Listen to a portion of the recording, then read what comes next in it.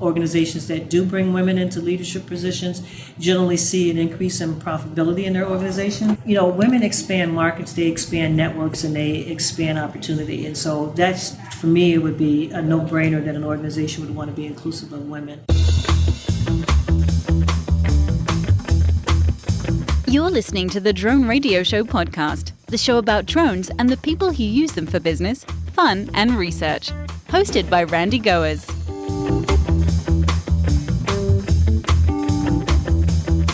Hello, everyone. This is Randy Goers, and welcome to the Drone Radio Show podcast, episode 109. Are there opportunities for women in the drone industry? If you ask today's guest, not only would she say yes, there are, she would make a strong case that focusing on women in drones is just good business. Sharon Rossmark is the founder and CEO of WomenInDrones.com, a new business venture aimed at being the premier global platform for women in the UAS industry. Women in Drones provides a forum for women to share best practices and their preferences for products and services. Sharon is a licensed FAA remote pilot, and before starting Women in Drones, she was the Chief Operating Officer at AeroVista Innovations. Sharon is here to talk about WomenInDrones.com and how her passion to support women in the drone industry led her to create a new business. Now, before we hear from Sharon, if you like the Drone Radio Show and you want to do a good thing, consider donating to my funding campaign on Patreon. For as little as $1 per month, you can help defray the production costs and expand its offerings. You can join this effort and get some really cool stuff by going to patreon.com/drone radio show. And now let's hear from Sharon Rossmark about Women in Drones. Let's pick up the interview where I asked Sharon to tell us about Women in Drones. Women in Drones started September of 2016, and it was really initially founded to be a platform to provide visibility to women in the drone or UAS industry. And since that time, it's really evolved to become more of a global platform that allows women to collaborate, share their stories. And now, as we started evolving the venue for it, it's taken on a life of its own. So is Women in Drones a business, a resource, or a movement? Actually, that's an interesting question. I would say it's all of the above. So the business part of it is that we're starting to hear from organizations that want to become strategic partners. They see that there's some value in reaching this very specific audience, women that are in aviation, specifically this sector of aviation. Where did the idea for a business around women in drones come from? The idea actually came from, I was asked to be on a panel at a drone conference last year, and as I was starting to prepare for the conference, I wanted to find out who the other women were that were going to be on the panel with me. And as I started researching them, I didn't find anything specific about their background in the industry, in the drone industry. And I thought it would be nice to have a platform where the women could come together and hear their stories and kind of share ideas and just know who each other are that's out here in the industry. And so I thought, as a proof of concept, I would just kind of put the idea out there, and it just started to take on a life of its own. So you help educate and motivate women by sharing success stories, primarily of other women. Absolutely. We're sharing and profiling women from around the globe. And part of what women have found to be the inspiration is understanding what their other women's journeys have been in this process. And so to exactly your point, it's all about sharing those journeys and inspiring others that everyone has hurdles that they've had to overcome. And it allows them to also reach out and touch one another and really pursue further in the interest that they may have. Now, it seems like every drone conference, there's a segment on women in drones. Why isn't this enough? Because the conference has a place to start, but it doesn't reach everyone in totality. For example, at a conference, you may not necessarily meet people from the other side of the globe. And this allows us to touch the people that haven't been attending a conference. For the women that have responded, what are their most pressing questions or challenges? I wouldn't say so much challenges as it is a willingness to share, and so that other women can understand that they too can get involved in this industry and have fun. I think it's important for women to understand that there are other women who are enjoying this, and it's not just them, because sometimes we feel isolated because we may be one of only in a particular group or a particular organization.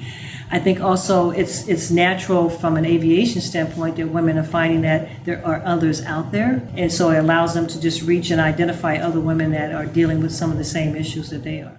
Do women come to your site so they can share their story, or do they come in search of information to help them on their journey? So the stories that you're reading and the journeys that we're sharing are about women in various sectors of the industry. They may be anywhere from government to in business, or they may actually be drone operators themselves. However, our following is growing of women that are interested in becoming either drone pilots or at least finding out more about this particular sector of aviation. So it's a combination, but what we feature are those that are in the industry currently in various sectors. Can you share a couple of examples? Sure, there's several stories. I feel like I'd be leaving someone out if I just tried to mention one or two, but I'll give you one.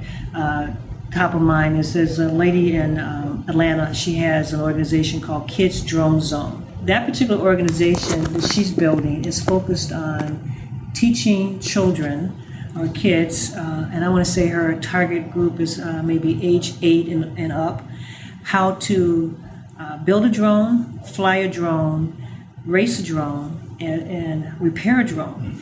And her whole emphasis is on the importance of eventually these kids will want to come into this industry, but they need to understand the A to Z opportunities, particularly around a skill set that they can develop in this area. Is there a common thread that unites these women? I would say the one common thing that they have is a passion for this particular sector of aviation. Do they tend to have a technology background? I wouldn't say that they necessarily have a technology orientation. Someone such as myself come from a totally different industry. It's new, it's emerging, and I think what you're finding is that they're discovering it and finding that they love it just like anybody else. Actually, I think that's a great point because the industry is large enough and comprised of a number of different roles. One doesn't necessarily have to be a technologist to find a place in the industry. That's correct. In fact, let me give you a few facts.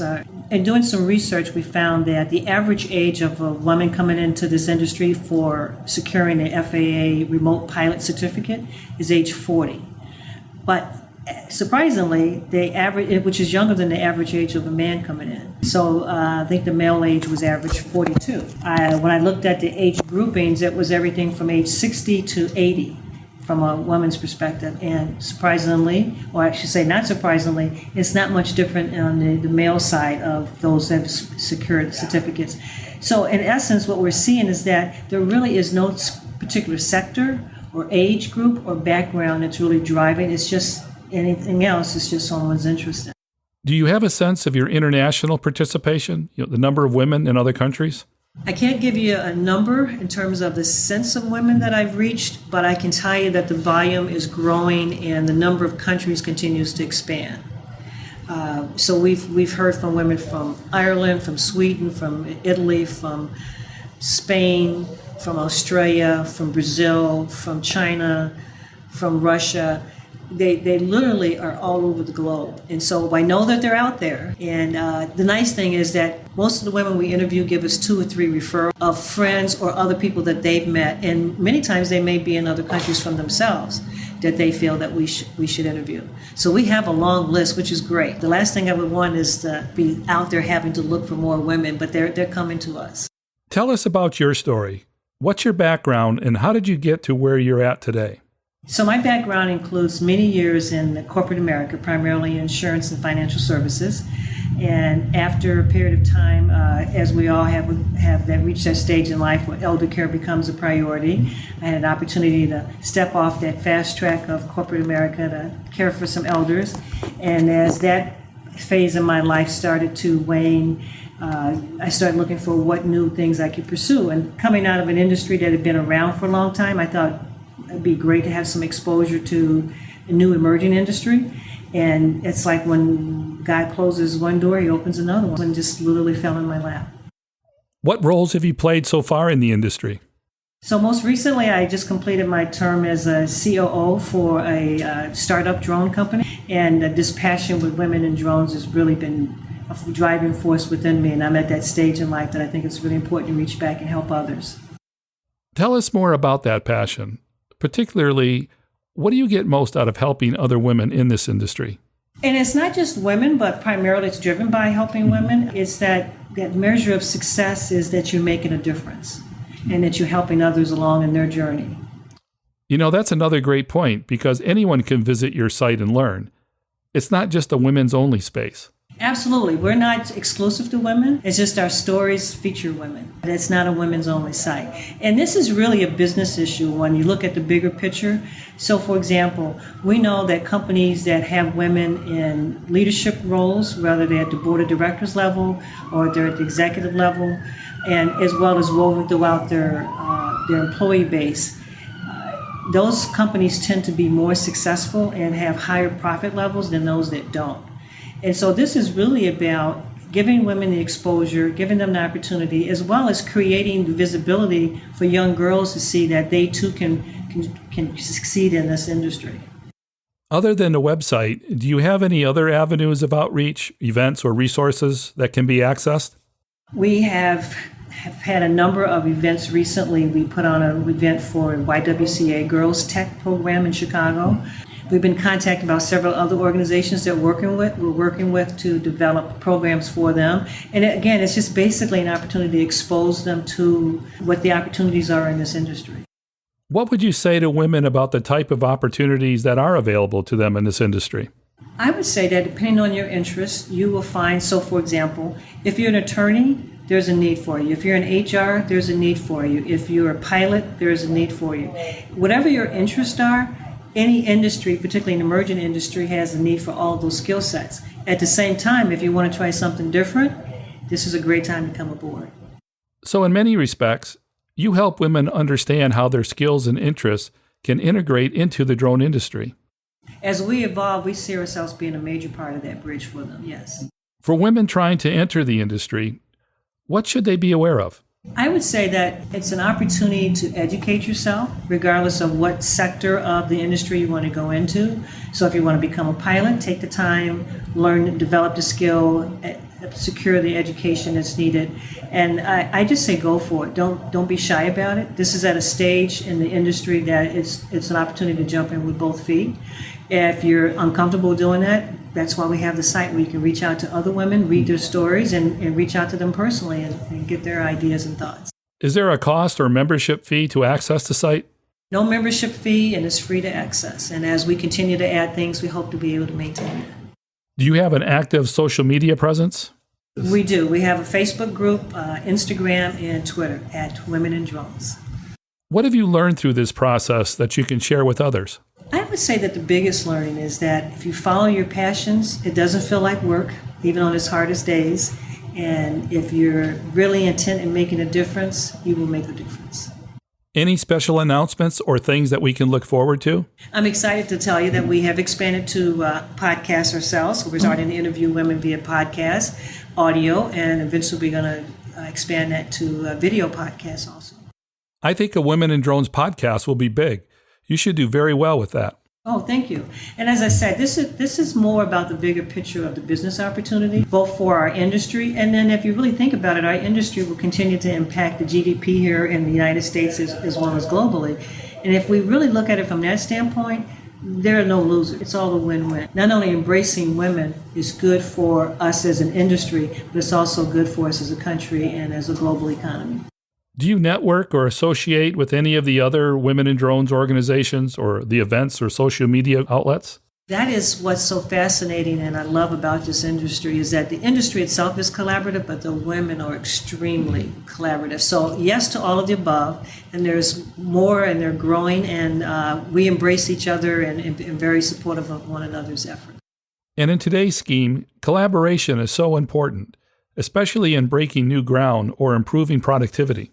And that's one of the benefits of being a woman is that we are naturally collaborative, and that's why I really feel that by organizations bringing more women into leadership positions, as well as the fact that organizations that do bring women into leadership positions generally see an increase in profitability in their organization. You know, women expand markets, they expand networks, and they expand opportunity. And so that's, for me, it would be a no-brainer that an organization would want to be inclusive of women, just for that pure standpoint right there.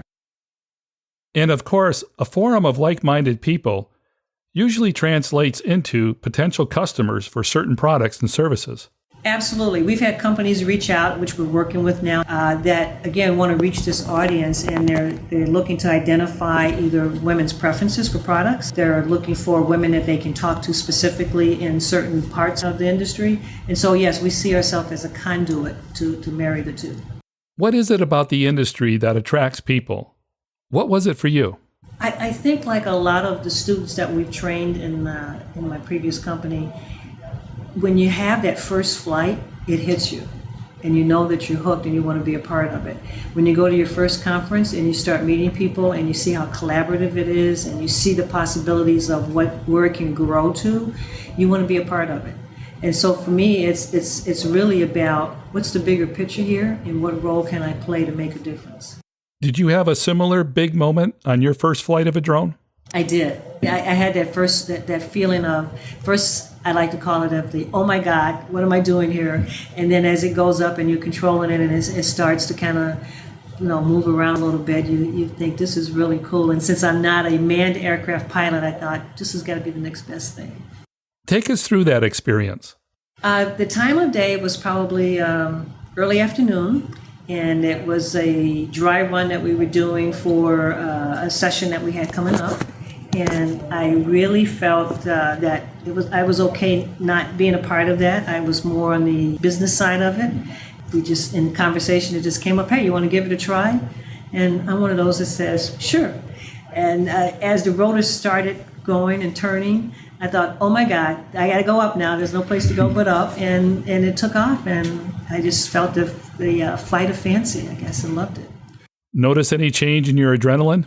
Oh yeah, I can feel my blood pressure going up. Absolutely, absolutely. And then as it started to kind of drift a little bit, because you're not quite sure of the controllers. I didn't come from that age group where you grew up playing the joysticks and playing with games. So I was a little bit heavy, thumb heavy the first time, but it was okay. The instructor was right there to guide me back.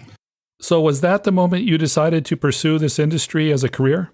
Well, I don't know if it was necessarily right then and there. I know that I probably wasn't necessarily going to be a commercial pilot, although when I jump into an industry, I like to jump in with both feet and really understand, and that's why I went and studied and prepared and took the test, and happy to say that I passed it. But I saw that this is an industry that I can make a difference. And having had experience in corporate America and knowing what young women experience coming up, I thought, well, this is an industry that's just starting, so why not step out there now and say, let's identify the women and get them involved early on rather than wait until the industry had matured and then find them. Particularly when you see the same look on the young girl's face when they're trying it, you kind of go, yeah, I can see this young lady eventually getting into this industry, and the only way they're going to know about it is to experience and see role models. Based on your own experience, what message do you have for women about how to approach the drone industry? I'd say look for the opportunity that is of interest to you. I also say get out of your comfort zone. Try something totally different. If you had told me 3 years ago that I would be involved in the drone industry, I would say you're crazy. If you told me 3 years ago I'd be sitting here being interviewed by someone about drones and running a drone company, I would say you're crazy, because it's not something that is probably considered a normal fit for someone my age or someone that looks like me. And so I would just encourage women to at least see what may be of interest to them in this sector of aviation. Looking into the future a few years down the road, what do you hope to accomplish through Women in Drones? Two things. One, I'd like to see this evolve to probably embrace a broader sector of aviation. And part two of number one is embrace the autonomous vehicle industry itself. I can see the natural fit and the evolution there. The other thing I'd like to look back on and say is there's a woman that is a space shuttle commander from back in the 90s. She was the very first woman, and her daughter thinks that all moms fly space shuttle. I'd like to look back and be able to say that there are young girls coming up now that see that women in this industry are a normal part of an opportunity for themselves. And Sharon, as we close, do you have any final comments? I can't stress the importance of how global we have come in such a short period of time, that women around the globe, whether it's Lexi in Poland that's a racer, whether it's Dr. Karen Joyce in Australia that's developed a educational program to be inclusive of girls and women flying drones, whether it's Taylor Mitchum in Philadelphia that flies drones for construction companies, that the opportunity is huge, the opportunity is there, and it's just yours to come and embrace. That's it for episode 109 of the Drone Radio Show. I hope you enjoyed hearing from Sharon Rossmark of Women in Drones. I want to thank Sharon for taking the time to speak with me. If you want to learn more about Women in Drones or want to connect with Sharon, check out the website at womenindrones.com. If you like the Drone Radio Show, please consider supporting the podcast with a small donation. The content is always free, but for as little as $1 per month, you can help defray the cost of production. To donate, go to patreon.com/Drone Radio Show. And thanks for listening. Your support means a lot to me, and I hope you'll listen to more episodes of the Drone Radio Show podcast to hear how others are using drones for business, fun, and research. For the Drone Radio Show, I'm Randy Gores. This has been the Drone Radio Show podcast. More information on today's show can be found on our website at www.droneradioshow.com. If you're using drone technology for business, fun, or research and would like to share your experience on the show, please visit our website and fill out a guest appearance application. And don't forget to follow us on your favorite social media channels.